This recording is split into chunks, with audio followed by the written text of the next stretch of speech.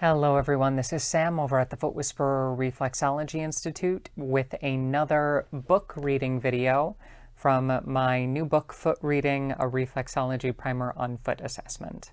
Last time I just read the introduction, so I wanted to go a little bit deeper and read about the elements, and specifically elements of a symptom. So let's get into it.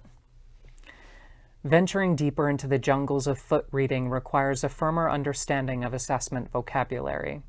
We've created a map of the landscape by using the zones and their meanings, but we need to add the words that describe in detail what the types of terrain we might find during the session. If we were to give an account of our findings to another, we need to use a series of commonly understood terms that resonate easily and convey the basic concepts of what we have seen. For this purpose, we use the four major Western elements: earth, air, fire, and water. Elements are used similarly in other assessment systems. Ayurveda and traditional Chinese medicine are two popular examples, although different in their theories. Taking a hint from each of their systems, I began to associate the four elements of earth, air, fire, and water with the symptoms I could find when reading feet. I also started slipping in elemental language when conveying my findings to clients. This was a tremendous success, and I've compiled my thoughts on this method in this chapter. The goal of this material is learning how to describe what you find during a foot reading assessment in a clear and simple language that can be universally understood while staying accurate to the physical and mental emotional symptom being described. We will be discussing each element in relation to constitution and associated symptoms. Constitution refers to one's default physical and mental emotional makeup. Associated symptoms would be conditions like dryness, callousing, pain, and swelling. My approach uses an element's qualities in relation to a person's personality, physical makeup, and the nature of various symptoms you will find during an assessment. We call these visual and textural signs markers, which relates to a strong elemental presence across the foot's tissues.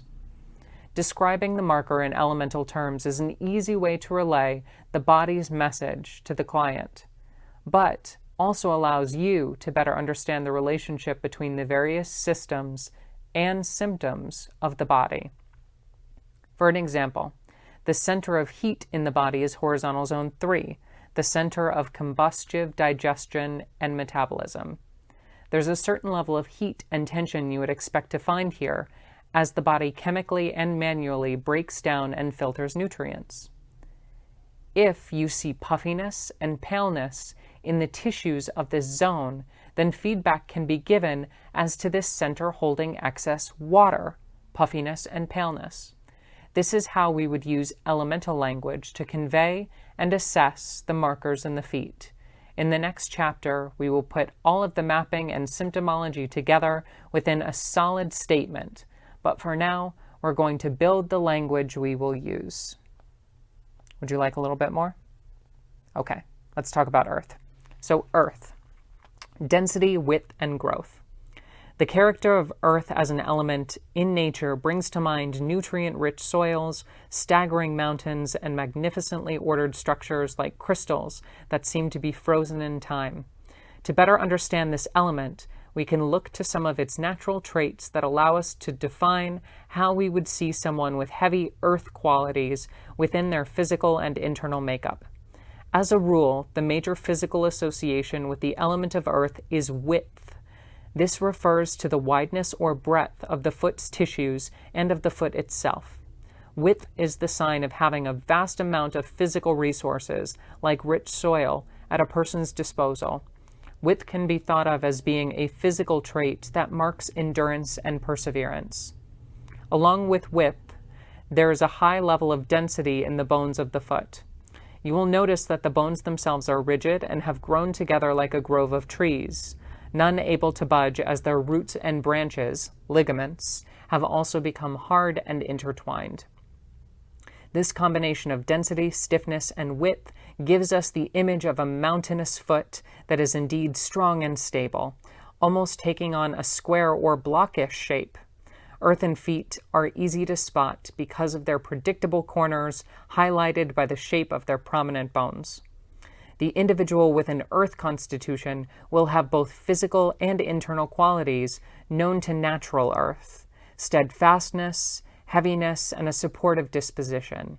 Steadfastness can be positively viewed as dependability, reliability, and consistency, but can easily unbalance into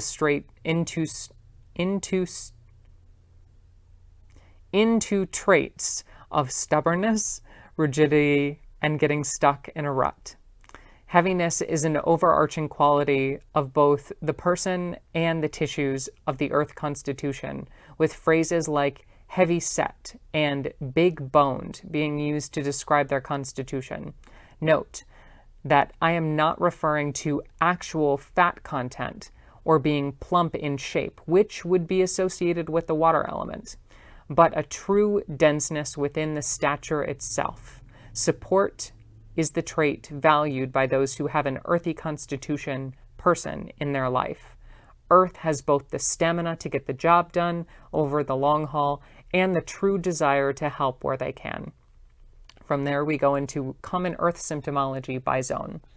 I'll put out more videos of me reading from my book, Foot Reading, a reflexology primer on foot assessment, but I hope that whets your beak for the meantime. If you would like to purchase the book, you can look below, or stay tuned. I'm actually doing a webinar tonight on elements of a symptom, where we'll talk all about the elemental markers in terms of constitution, or you can check for the replay link in this video if you missed it. In the meantime, may the feet be with you. Talk to you soon.